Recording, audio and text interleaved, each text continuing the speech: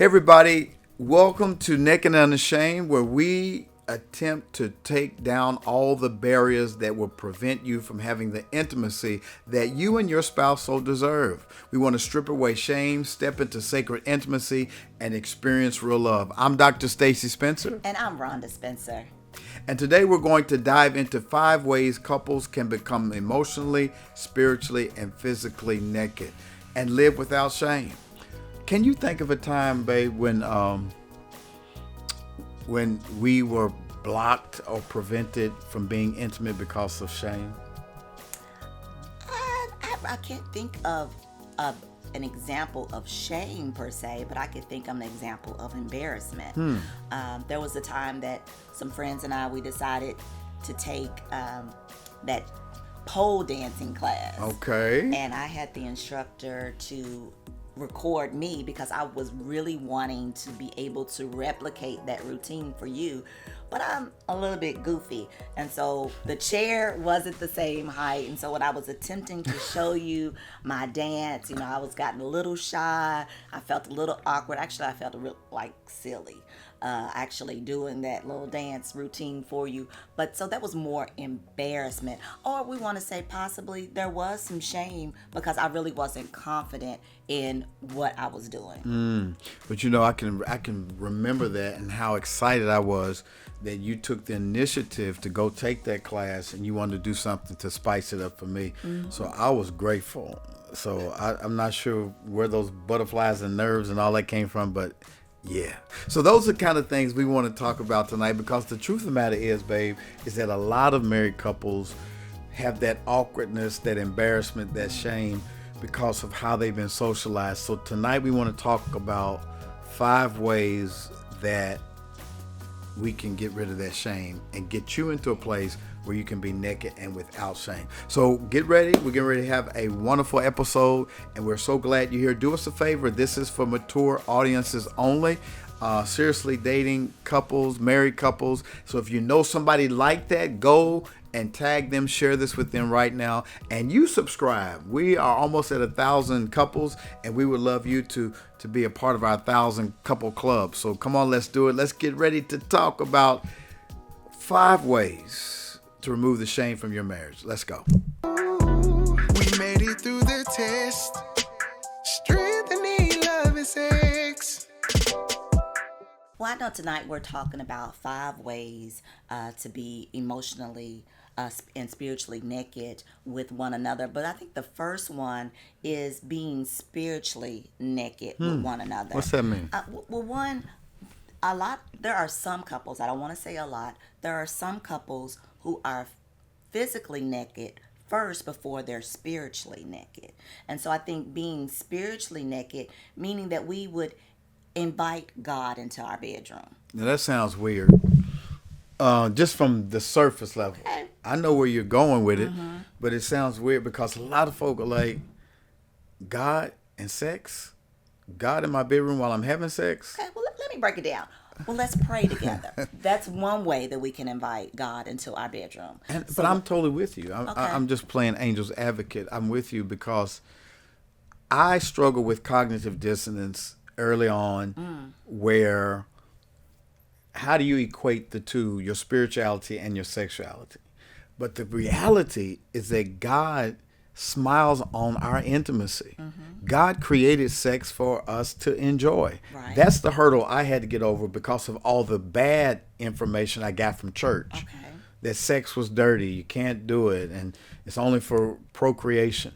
But when you think about it, sex is a spiritual act. It is. Because there's been some moments where I felt like I was in the 7th heaven when I was with you, and I was like, oh God, this is great. You've even heard people say, oh God, and so I think that we have to get over the stigma of falsely separating God outside of our sexuality. God created pleasure. Right. And I think it's time for us to get back to that. The Holy Spirit isn't embarrassed by our intimacy. He blesses it because it's holy. Because being married together is sacred. And so I can see where you are saying that God blesses it as being a holy union. and that it is more than right that we do invite God into our bedroom. I think prayer is so important. I agree, because I don't know what the stat is right now, but we always will teach couples that prayer as a foundation with couples that pray together experience more intimacy. What does it do for you as a woman when I, your husband, take the time to pray with and for you? Well, for me, I think I have a different scope because you are a pastor. And so when we are praying together as a couple, I feel more intimate with you because you're taking that time to be with me. You're not just praying over the family or praying over our congregation, but it's me. You're taking that initiative on just our one-on-one time. So I feel extra special. You feel extra special. What other emotions emerge for you when your husband is praying for you? That I feel safe. That I'm safe, that you are fulfilling the role of being the head of the house, and that I want to follow you being the head of the house. I don't know if you know this, but on Sundays, when you take the initiative, sometimes when we're in the green room and you initiate the prayer, I just get this surge of yeah, I'm going to go out here and conquer the world. My baby just prayed for me. And it's like my superpowers. It's like you give me that extra boost of confidence knowing that you're praying for me, that you're in my corner. And I think that's important for all of us, is to invite God into the bedroom. Like you said when you first started talking, some people rush into the physical part of intimacy without laying the spiritual foundation of intimacy. And the very act of praying is such an intimate act. It is bearing your soul. It is being transparent. It's being vulnerable. Yes, vulnerability. And I think that piece, a lot of folks skip over, and when they run into tough times, they don't have that foundation in place. So I think that prayer is so important. And before we move on to the next, something just sparked my mind. Is like when we're vulnerable and open with God, it leads us to be more open and vulnerable with one another. It's, I think we said it before, it bears repeating, and that is, when Jesus is in me and Jesus is in you, it's hard for Jesus to argue with Jesus. When the Holy Spirit is taken over, saturated our hearts and minds, it makes for more effective communication, less judgmental, less defensiveness, and it opens us to a heart posture, to where we can become one by removing all those impediments and those stones that may be lodged in our hearts from resentment or unforgiveness. But when you're praying and confessing your sins with each other, watch this. James 5:16 says, confess your sins to each other and pray for each other so that you may be healed. The earnest prayer of a righteous person has great power and produces wonderful results. That is so important, which leads me to the second point of being naked and unashamed, and that's being emotionally naked. Now, a lot of folk don't have a problem taking their clothes off and getting naked. The problem with some of us is that we have a problem getting emotionally naked, especially men. I feel like men, we're socialized not to share our feelings. We have to always be strong, always have everything together. But the real flex for a man is when you can be vulnerable with your woman, right? Where you can come home and say, I'm stressed out. I'm fearful that I may lose my job. I'm running into microaggressions. I don't know how I'm going to pay the bills.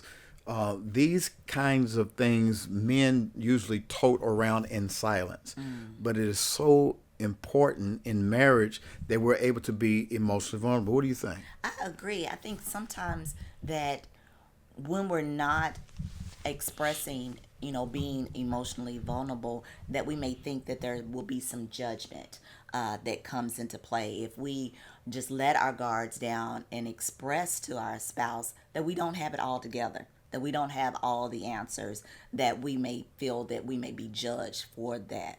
What do you think about this statement? Emotional safety leads to erotic freedom.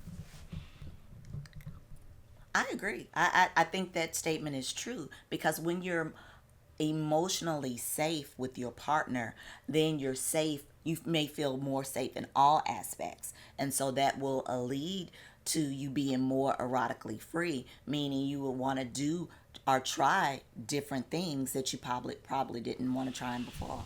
I was talking to a couple maybe last year, and they were struggling because the husband had committed adultery. Okay. And he says, well, I did it because she wasn't giving me anything. She wasn't making love to me. We wouldn't have sex. And the woman went on to say, but I wouldn't give you anything because you had cheated on me. I felt that you were going to cheat on me. I felt something was different. Your behavior, your patterns were off. And so typically what happens in marriage when you're not emotionally vulnerable, when you are withholding secrets from your spouse and your spouse has enough discernment to pick up on something's off, it makes that spouse want to shut down. So it goes back to emotional safety leads to erotic freedom. You're not going to be erotic with somebody you don't feel safe with. Oh, yeah, definitely.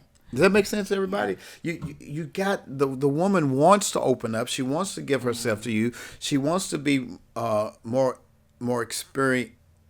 experiential with her sexuality, but she's not going to open up all the way to somebody she doesn't feel safe with. And I would dare say men as well. I would agree with you, and how we would check in. We would need to have, do these emotional check-ins. So practice having the emotional check-ins on, how are you feeling today? Or how do you feel that we could better our relationship? What are some things that we could do differently in our relationship? But just asking the questions. I know y'all tired of me saying this, but over-communicate what your emotions are.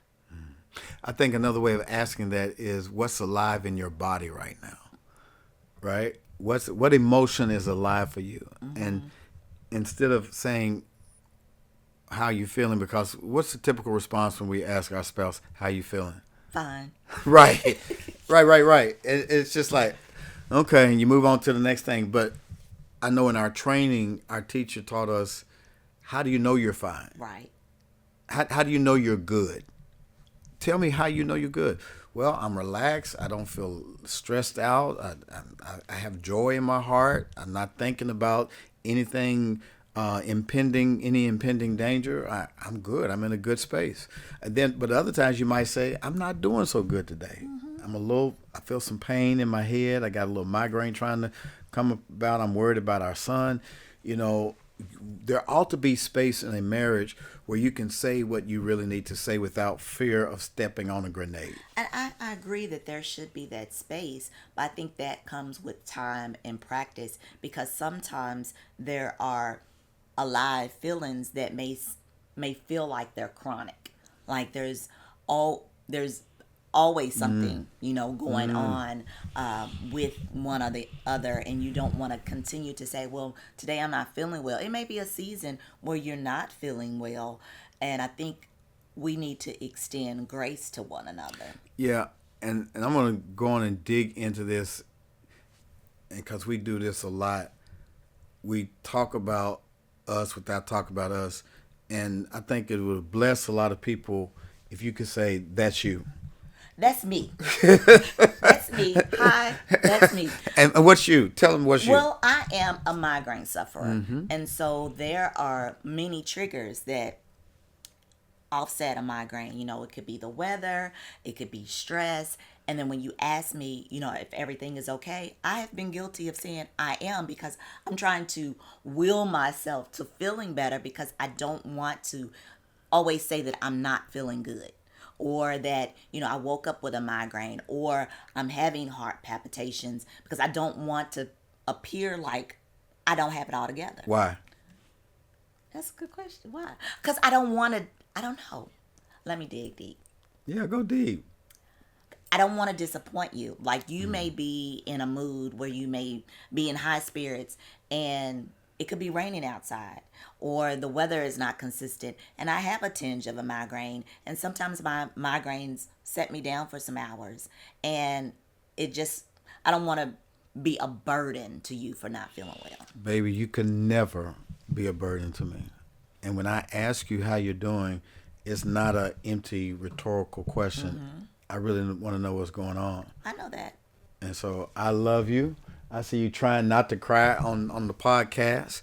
But these are the kind of things that people struggle with in real life. Like, I want to go to my person, but I don't want to be a burden to them. I got to have it all together. That's a lie from hell. We are made for each other. Right. I'm here to be your support. That's why the wedding vows have in good times and in bad times. Right. And so I'm here for the long run. I don't care what your day is looking like. I want to know how you're feeling. As a matter of fact, because I'm such an empath, I know when you tell me I'm fine. And I know you're not. And then that makes me start feeling like, well, what if I done that she can't be honest with me? And that makes me pull away when in actuality you want me what? To come closer, especially when you're not feeling good. So do y'all see what we're saying? That kind of back and forthness keeps you stuck as a couple because somebody is like, I don't want to be a burden. And the other person is like, I want to be a helper. But I can't help you if you're not honest with me. I agree. So that was good. Thank you for being brave enough to share that with the thousands of listeners out there that are listening. But one of our counselors told us, you remember Pastor Denise Boggs, she said, feelings buried alive don't die. And a lot of times when we just bury our feelings, they're still there, and they come out in our arguments, they come out in our discourse because we have not resolved it. But I'm going to close with this on part 2, and that is, you mentioned weekly check-ins, weekly emotional temperature checks. And so you could do a little gauge from 1 to 5, 1 being cold and shut down, and 5 on fire, open and vulnerable. You got to do some checks within yourself. You know, y'all know each other. Y'all been together a while. You can tell where they're cold or shut down, or they're on fire or open, and you can further dig into that. Say, I notice that you're kind of quiet today. Is there anything going on that you want to talk about? And that gives that spouse an opportunity, like, well, I'm glad you noticed. Or if they're not ready to talk right now, they're like, I am, but can you give me a moment, and maybe I'll come back later and I'll tell you what's going on. That's good, because I remember when the boys were younger. I think it was an activity they did at school where they had these little faces, and it was a gauge. I think maybe it was that had the little smiley face or the sad face where you feel sad or confused or something like that. I think it was at a doctor's office. Okay. I'm trying to remember exactly where it was from. But the 1 to 5, I think that kind of helps narrow down that scope as opposed to being 10. So that's a good tool to use. Well, another way to be naked and unashamed is to be naked. Of course. Literally. And we've been accused of only talking about sex on our podcast. Well, it is one thing that we are excited to talk about. We're not ashamed to talk about it. We are very passionate, and we want to get other married couples to the place where you all can be naked. But the problem is, babe, is that a lot of folk are not comfortable being naked. They're not comfortable with their own bodies. There's a lot of shame. When we think about media, it used to be what era would you say that models were skinny? They were flat. They didn't have a lot of curves. That when Victoria's Secret was real hot, the models all looked the same way. Do you remember that? I would say from the early 2000s to probably 2010 when they started having... I think it's before that. You remember Twiggy? No. The model Twiggy was in the 70s. Oh, wow. Okay. She was a European model in her 20s, just real skinny. And everybody, is that why she called her Twiggy? Yeah, I don't know, maybe so. But that was the model, and everybody was trying to lose all this weight. Now, I think we're in an era where we're more accepting of different body types. Definitely. Curvaceous, big bone, petite. There's a lot of variety on the spectrum of what is acceptable. But the most important thing is that you have to be comfortable in your own skin. And I believe social media sometimes makes that difficult There was the era of, the BBLs or the big lips or the breasts. So it's when you see a high influx of body changes for women, we're not trying to stay on trend, but it does affect women's psyche, because if our men are on social media and they're constantly looking at these images, and they look at you and you have a shape that is not what is being displayed on social media, that may make you feel a little shy. And what typically do you think is the body type that's portrayed on social media that would make women feel bad about their own body image? Well, depending on if you don't have the round behind, or if you don't have the full lips, and that is something that you find out that your husband may be attractive to, that may make you feel a certain kind of way, and you may shy away from exposing yourself to your spouse. So what I hear you saying is it's important that spouses admire, ogle, and give compliments to their spouses so they can feel good about their bodies. Definitely. Watch this. Solomon 4:7. He says this: "You are altogether beautiful, my darling. There's no flaw in you." Isn't that beautiful? There's no flaw. The reality is that we all have flaws. Yes. But I love what, I think it was Maxwell, somebody that says, "I love your perfect imperfection." It was John Legend. Okay. "I love your perfect imperfections." There's no such thing as flawless, but you're flawless to me. I love all of who you are. I told you this before when you had the little starburst around your belly button after giving birth to 2 boys. I kissed it and I said, "This reminds me of the love you had that you gave birth to my sons." And so I don't see stretch marks. I see a starburst around your belly button. You feel me? So I think it's important not only for your spouse to compliment you, but I think it's more important that you compliment your own self. I agree that we should be comfortable in the skin that we have. There is no formula for what a perfect body should look like, or the measurements. What was it? What was the brick house measurements? 34, 24, 37. That's unrealistic. That is absolutely unrealistic. And it's not fair that sometimes men would project these unrealistic expectations on a spouse when they are not displaying, the same type of. But you know what? Dad bars are in, so I'm good. You good, babe. You been good. You been good. You been good.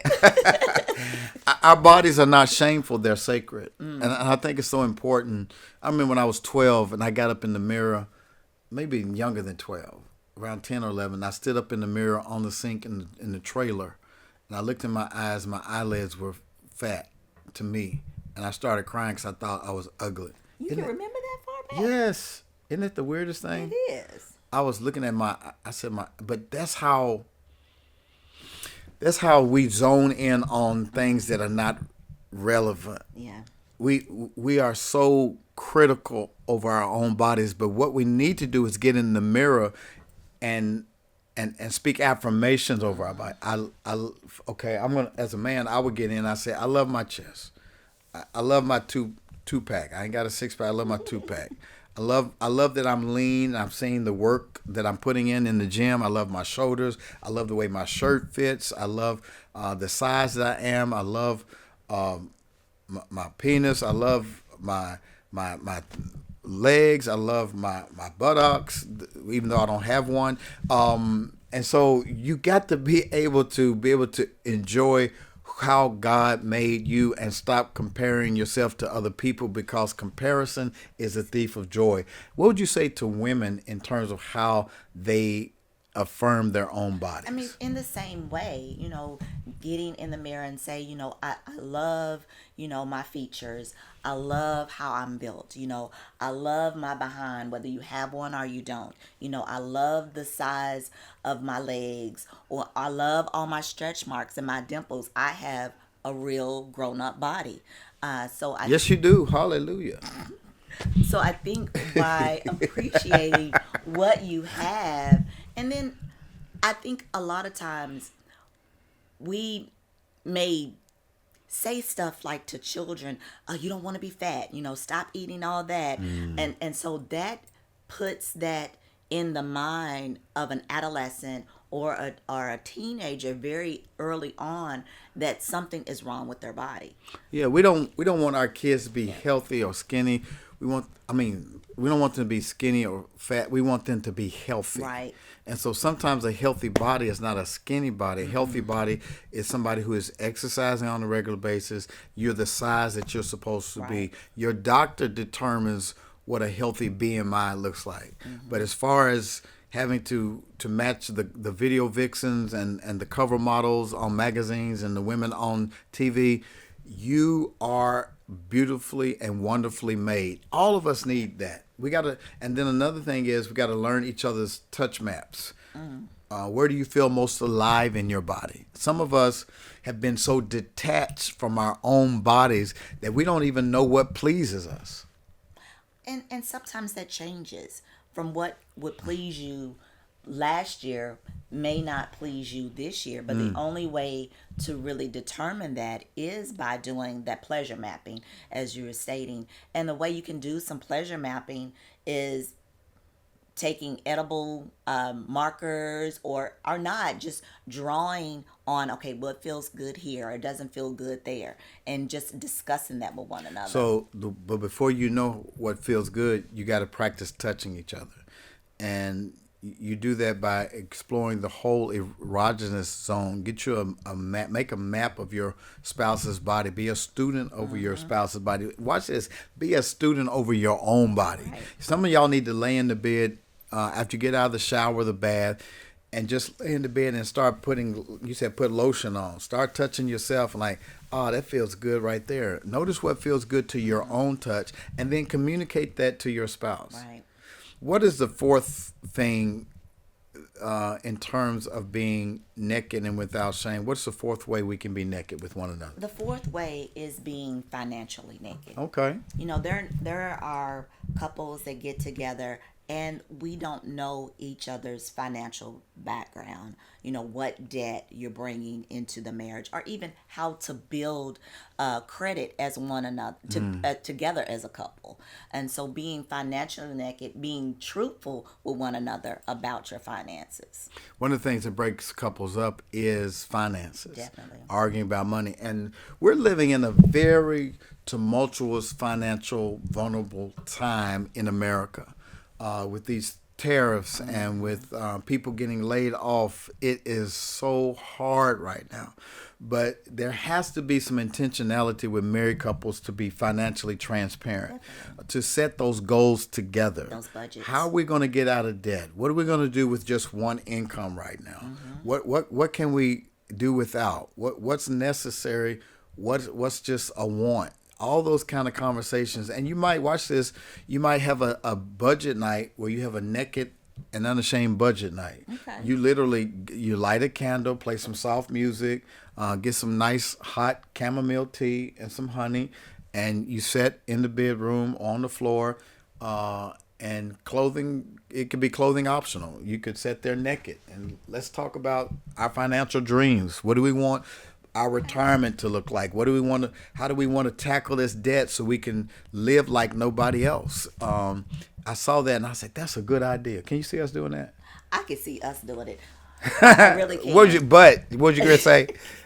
I wasn't gonna say. Yeah, you were. Yeah, you were. I wasn't gonna say, but I can see us doing that. That would be interesting. To sit and buy candlelight. Would I be able to make it through? No. Why I'm laughing. Why? One, because that's a very serious topic. And then I guess you're knocking down the vulnerability by being without clothes on. I know one thing. If we get to talking about finances and all that, it might work against my arousal. That part. But Amos 3:3 says, can two walk together unless they agree? Shame around money creates secrecy, and secrecy creates mistrust. Yeah. And I think it's so important that we're transparent about everything in our marriage.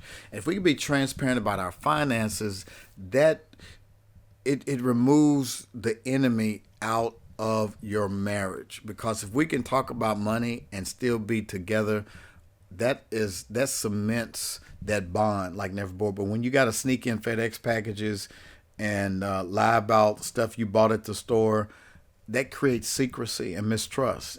And a relationship only moves at the speed of trust. And so it's so important that we guard that trust by being transparent about our finances. And that transparency equals safety. That's another safeguard. When you know that I have money, or there's money enough to put gas in both vehicles, where there's money enough to cook a different type of meal.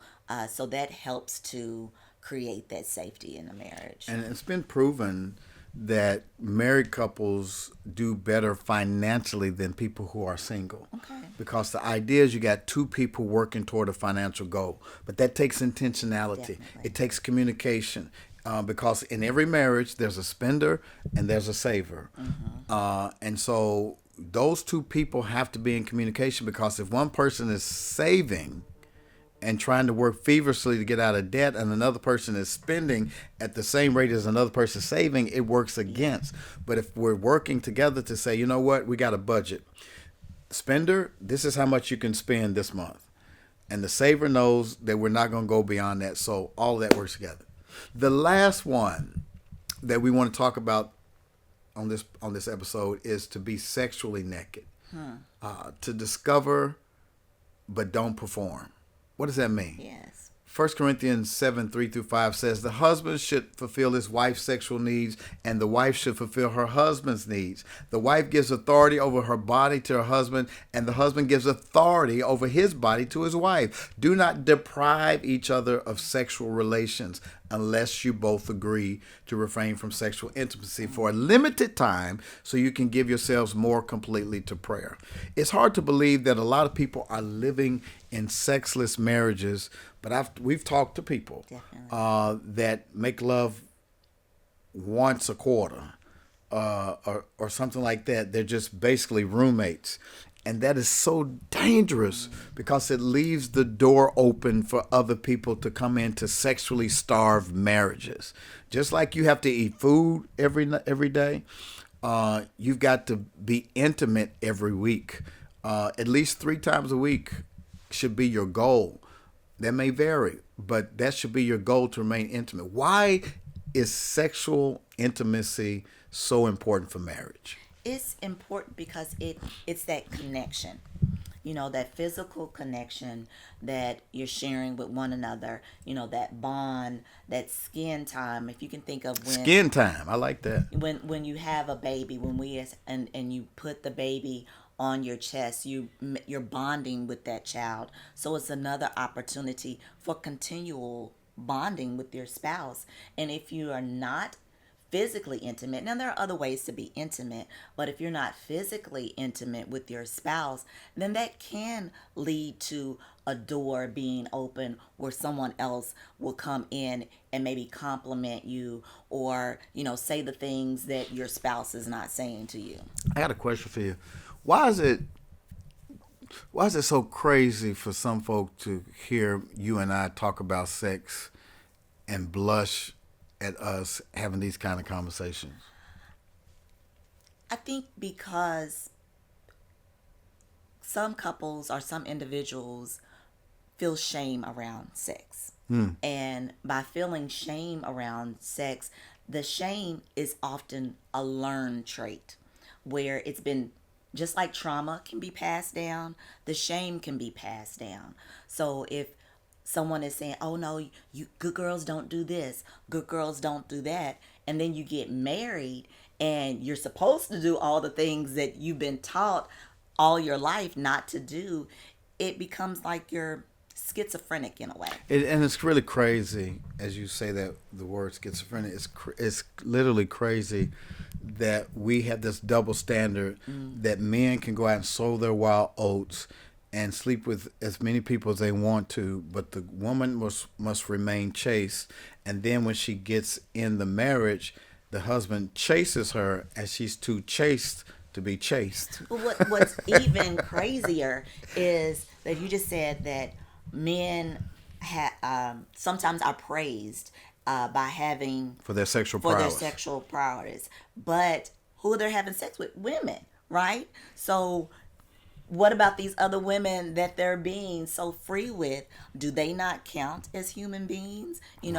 Are they not worthy to be loved the same way? So And that's the problem, is that we've confused sex with love, and think that sexual activity equates to love when in fact it doesn't. You taught me that when I finally found you, you taught me what real love was, that it was not physical.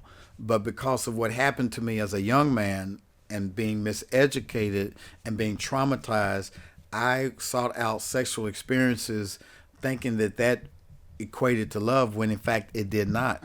But when I met you and you gave me that firm foundation and you made me chase you, it gave me a greater appreciation for what real love making was about. And so that foundation is so important. We got to give each other permission to explore, communicate, and be curious around our sexuality. I think that's what we did when we first got married. We didn't know nothing. I thought I knew something. I've been promiscuous, but I hadn't been educated. There's a difference. that was definitely a difference. And I think the education comes with being willing to learn more about what you think at the time will please you. And if that doesn't work, there's no pressure. Then go on to the next. Like, okay, well, this didn't work. I didn't enjoy this position. Let's try another position. Or I didn't enjoy being in. I just came to mind. You had said when we first got married, "Oh, I want you to meet me at the door with nothing but a tie on." And so when I did that, you became shy. Well, because I jumped on the car, and I was afraid that the neighbors were gonna come. The we garage were in was the still garage. up. We were in the garage, We but were the door in was the- still open. We were in the garage. No one could see me. No one could see me. But again, just being willing to try different things, even if you feel, my words, goofy about it. Because I'm goofy. So even if you feel goofy about it, just be willing to try. Eroticism, we should never lose the child in us, right? You should be curious, and you should schedule erotic play dates to where y'all try new stuff, experiment. I mean, we've been married 32 years, and we have to find new ways to explore, and we're still discovering new things about each other. And to my wife's point, what worked a couple of years ago on her may not work now. And so don't you lose that childlike curiosity. Embrace the erotic as a gift from God, not a dirty secret. I'm going to say that again. Embrace the erotic as a gift from God, not a dirty secret. You don't have to feel dirty. Don't let other Christians make you feel dirty. You listen to that old Naked and Unashamed podcast. I am, and I'm having a great time. It's very enlightening. It's amazing. We see people in the store and we're walking around like we just conducted a secret drug deal. I listened to your podcast and it's really good. Keep it coming. But you shouldn't have to be like that, because God intended for y'all to have pleasure. So we want to challenge you. We want you to pick one area this week: spiritual, emotional, physical, financial, or sexual, and have a naked conversation with your spouse. And we want you to use this format. Okay. What I feel is, let's practice this right now. Okay. Baby, what I feel is, I feel like we are in a great spot. I feel like we have arrived at a place where we can be honest and transparent. I feel good. I feel excited about where we are sexually. And so I'm to respond and say what I feel. Mm-hmm. Okay. I feel that I'm in total agreement with what you said. I feel that our pace is very good. I feel seen. I feel heard. I feel good about where we are. How do you know you feel good? I feel how I didn't do that with you. All right. I'm going to let you off the hook. What I need is consistency. Okay. What I need is for you to take the initiative as you've been doing. It makes me feel sought after. It makes me feel desirable when you take the initiative. So what I need is consistency. Okay. What I need is, I guess, vulnerability, more vulnerability. When you're not feeling your best, that you express that to me. And you don't have to express it in great detail. Just tell me you're not feeling your best. I could do that. Okay. And then thirdly, what I want to explore. Okay. Are you ready for this? What I want to explore is your whole body. I want to have access to every part of you. What I want to explore is... What do I want to explore? I don't know either. You need to go think about it. I need to. See, even the sex yes, coach needs yeah. to go and think about what she wants to explore. And that's the thing, ladies and gentlemen. We're going to end on that note. What do you want to explore? What is it in your marriage you never tried before? What have you not tried? I know y'all been together a long time, but there's something in there. And you got to ask yourself, why can't I think of it? Why can't I say it? Am I afraid I'm going to be judged? Have I shut that part of myself off? Don't lose that curiosity and that exploration. Y'all remember when we were kids and we would go out exploring? Well, I did. We went out in the woods. We lived in the country. I'm going to ask my wife in just a second, but we would go out in the woods and we would look for arrowheads in the field. We would look for berries on fence rows. We would look for ponds to go fishing in. We would go exploring. We would be familiar with what was around us. How did you go exploring in your urban area in Louisville, Kentucky? I think our exploration was more of where we would be on our bikes and we would, ride from house to house. We didn't go into the woods and that was not us. But just being able to be free as kids and go from place to place without having the fear of being harmed. And how does that translate to couples exploring sexually? I think being able to freely express what your needs, your wants are without having the fear that it's going to be used against you or it's going to be harmful if you explored something, and making your yes and your no your no. I love it. I love it. Listen, we want to remind you that today we talked about being naked emotionally, spiritually, physically, financially, all those ways of being naked. And we've put together something I think is going to help a lot of you guys. We have a comprehensive workshop conference coming up on June the 7th. It's called Love Without Limits at New Direction Christian Church. We've got 5 workshop presenters, and your marriage is going to get a tune-up that you so desperately need on June the 7th. We're also going to have a very wonderful lunch with live entertainment. You'll get a special gift for coming. You'll get information and inspiration. It is going to be phenomenal. We have Pastor Terrell Munger and Tiffany Munger who are coming to talk about how they almost got divorced, but God brought them back together. We're going to be talking to Pastor Myron Thomas and his wife Tori about how to be emotionally naked. We're going to talk to Dee and Dan Henley about how to be spiritually naked. We're going to talk to Darkus and Derek Payne on how to get that bag together, that financial nakedness. And of course, we will be sharing on how to take your lovemaking to the next level at this conference. And you can go register today. Somebody say today. Today, you can go register. And we've probably got a spot for about 100 couples. So we need you to go sign up immediately because it will sell out.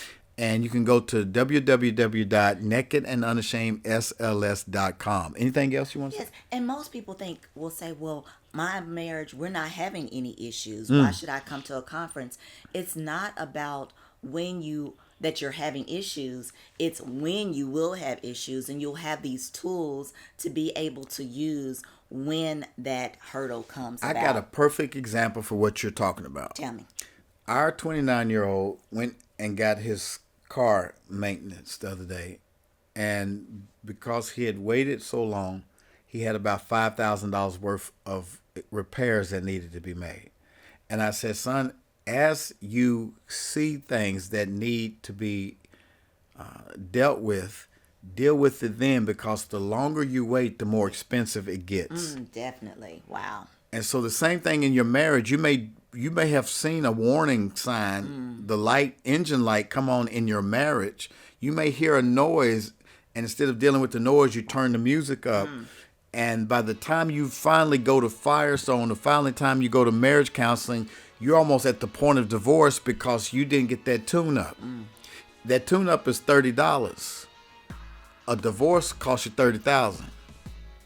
You understand what I'm saying? Yes, so we're trying to give y'all a tune-up before you have to get broken up. So please, brothers and sisters, this is going to be an amazing conference. There's going to be a lot of love. You're going to get a lot of strength from being around other married folk. And it's also for seriously dating people. We're going to do a panel called Why Did We Get Married and Why Should You? So it's going to be for everybody, married couples, seriously dating couples. And again, you go to where? Go to our website, which is nakedandunashamedSLS.com. Go to the events tab, and you'll see the registration there. So I need y'all to register. How many of y'all going to register right now? Put it in the comments. How many of y'all going to come to this conference? Type it in the comments. We're coming. We're coming. June 7th, 9 to 2. We ain't going to hold you all day, but I'm telling you, it's going to be the best conference you've ever attended. You're going to get that tune up so that when y'all get ready to travel this summer together, y'all be on one accord. You're going to be ready to be erotically explorative. You're going to be out on the balcony making love with each other. You're going to go walking on the beach together. Your love making is going to go through the roof. Your communication is going to increase. Your intimacy is going to increase. Your faith is going to get stronger. All of that, because that's what it means to be naked and without shame. Listen, we love you guys. We appreciate y'all tuning in with us. Listen, if this has been a help to you, would you do us a favor? Would you leave a comment in the comment section? And would you subscribe and share this with your married couple friends and your seriously dating friends so that they can get these tools as well? Anything else, Scott? And just as you have a doctor, you have a different coaches, we also have what's called Eden Circle, which is a group of married couples striving to stay married. Stacy and I lead that group. If that's something that you're interested in, please visit theedencircle.com to get more information on it. Yeah, as a matter of fact, we're leading a workshop this weekend with Eden Circle on how to give erotic massages to your spouse. So we're showing them how to give pleasure, how to receive pleasure, who it's for, all of that. So we'll be teaching them how to give erotic massages. Those are the kinds of workshops we go deeper into once you become a part of our circle, Eden Circle, theedencircle.com. All right, well, we won't hold you any longer. We appreciate you stopping by. Don't keep this to yourself. Share this with other married couples, and thank you for being a part of our tribe. Until next time, be blessed and stay naked and without shame.